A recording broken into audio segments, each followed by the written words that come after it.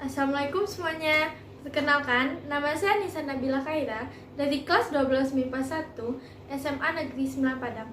Pada kesempatan kali ini, saya akan menganalisis novel yang berjudul Tenggelamnya Kapal Van der Wijk. Sinopsis cerita Tenggelamnya Kapal Van der Wijk. Zainuddin adalah seorang keturunan Minang, Makassar. Daerah Minang ia dapat dari ayahnya, sedangkan ibunya adalah seorang Bugis. Setelah kedua orang tuanya meninggal, Zainuddin berniat mengunjungi bakonya. Melihat keinginan yang kuat, tak ada alasan bagi pengasuhnya, yaitu Mak Base, untuk tidak memberi izin. Batipuh, di sanalah Zainuddin menuju. Di sana ia tinggal dengan mak tuonya. Sehari-hari, ia belajar ilmu agama dan adat dari para tetua. Hingga suatu hari, ia bertemu dengan Hayati. Cinta pada pandangan pertama. Zainuddin bukan orang Minang. Ia tidak bersuku dan tidak berbangsa. Meskipun ayahnya orang pribumi asli, tapi suku tidak diwariskan oleh ayah, sehingga ia sifatkannya hanya menumpang. Tidak ada mamak dan penghulu yang mengakuinya sebagai kemenakan. Ini menjadi alasan cintanya kandas dan tidak direstui keluarga Hayati. Dukanya semakin dalam melihat Hayati telah ikhlas dinikahkan dengan orang lain. Minangkabau asli menjadi-jadilah sakitnya bagai orang Senewan. Hingga setelah 2 bulan, ia bertekad melupakan cintanya dan merantau ke tanah Jawa, tempat di mana ia menjadi orang besar dan dihargai. Tidak ada lagi Zainuddin, ia telah terlahir kembali menjadi Sabir, artinya orang yang bersabar. Singkat cerita, suami Hayati bangkrut akibat kebiasaannya berjudi, main perempuan, hingga dengan tidak tahu malu menggantungkan hidupnya kepada orang yang telah ia patahkan hatinya selama ini. Namun, Zainuddin atau yang lebih dikenal dengan nama Tuan Sabir menerima Hayati dan suaminya tinggal di rumahnya. Ia sabar dan berlapang hati. Hingga suatu hari Hayati menerima surat cerai dari suaminya. Zainuddin masih berlapang hati mengongkosi Hayati untuk pulang ke Minang.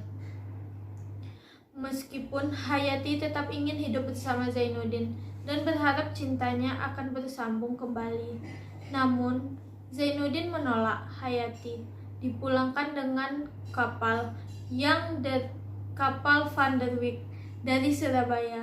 Namun naas kapalnya karam dan itu mengakhiri hidup Hayati.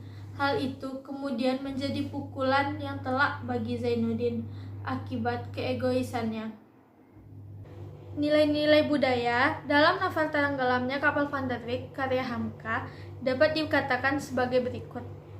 Yang pertama, nilai sosial terkait dengan keindahan. Nilai keindahan yang dimaksud berupa nilai yang bersumber pada rasa manusia, perasaan, dan esensi. Nilai keindahan yang seperti rasa cinta Zainuddin yang begitu besar terhadap Hayati, rasa persahabatan, solidaritas, jiwa besar, kesabaran, dan keikhlasan seseorang laki-laki yang terusir dari tanah kelahirannya, serta kebencian Datuk kepada Zainuddin yang dianggap merusak tradisi dan adat. Yang kedua, nilai sosial berikutnya yaitu nilai kasih sayang seorang anak kepada orang tuanya yang telah meninggal, kasih sayang dalam persahabatan, kasih sayang pertemanan, dan kasih sayang mama kepada kemenakannya. Ketiga, nilai budaya yang terkandung di dalam film menggambarkan latar adat Minangkabau.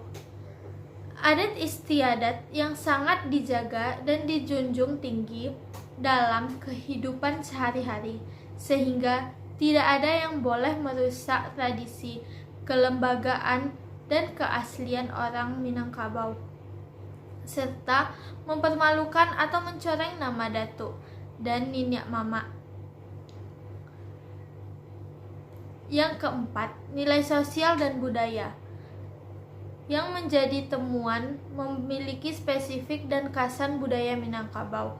Seseorang wanita Minang mampu menahan hasrat cinta karena dia menghargai adat.